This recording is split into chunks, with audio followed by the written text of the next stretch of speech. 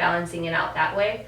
And then just, knowing that if I don't make it to the gym today, it's not that big of a deal. Right. And just hitting it harder the next day. Right, yeah. And I find that that's really healthy too, because the psychology of it all is when you set these like strict standards for yourself and you end up not adhering to it or meeting these strict goals that you set for yourself, the guilt of it actually like turns into a cycle, and then like stress eating is a real thing. So if you feel depressed that you're not meeting your goals, and you turn to ice cream to make yourself feel better, it's just this vicious loop. I've changed it to shopping now. So if I'm feeling stressful or stressed out, I'll go shopping instead of eating. That really helps. better for sure too. What are some other tips that you feel have helped along the way?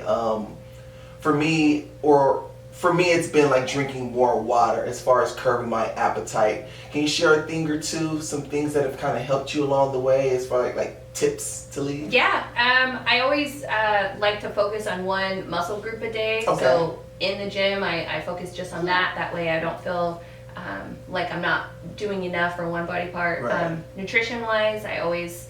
I measure food with like measuring cups. I don't ever weigh anything. So portion. Portion control I think is super important.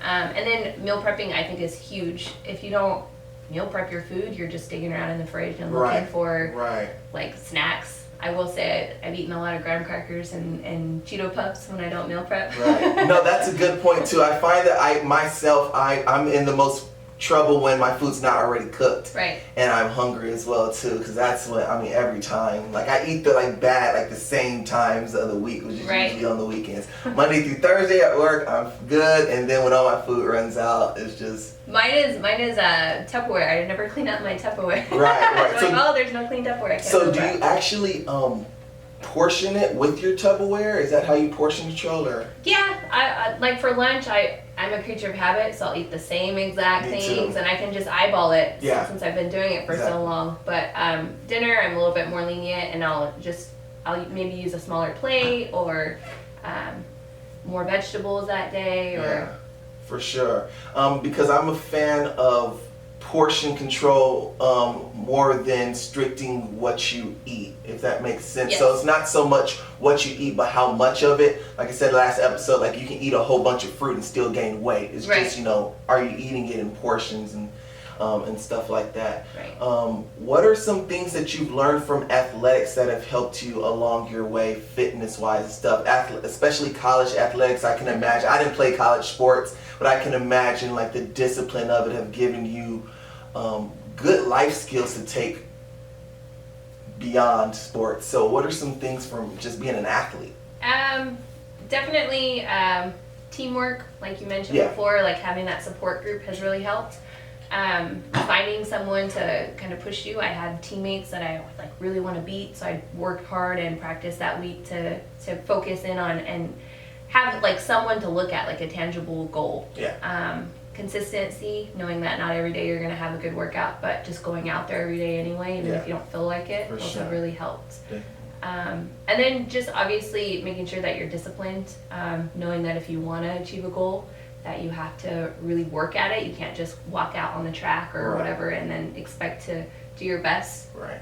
So the goals, they're not like high, like lofty goals, right? They're challenging but attainable is what you're saying, right? Absolutely. Perfect. I never went out on the track and I never go out to the gym thinking like, oh, I haven't been in a week, let me just max out or do my best workout of my whole entire life. Yeah. A little bit each day. Perfect. Yeah, this kind of just like reaffirms everything that I've been preaching, like the portion size control, the small steps, the power of consistency and everything. So this is just freaking awesome.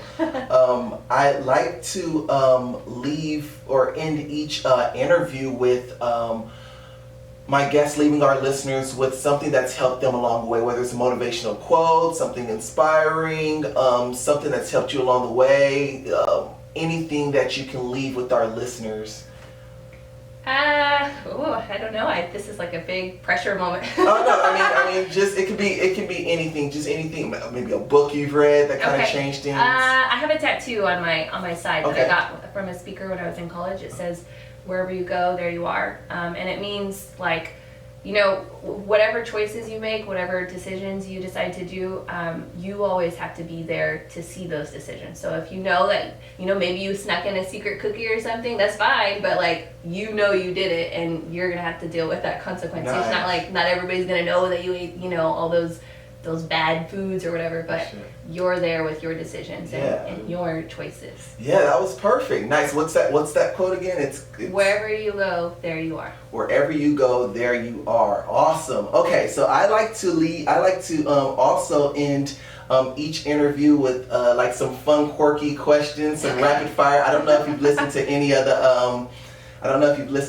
the episodes so not far, yet. but yeah, I like to. So that's perfect then, because now you're not going to know the answers to these questions. So here we go.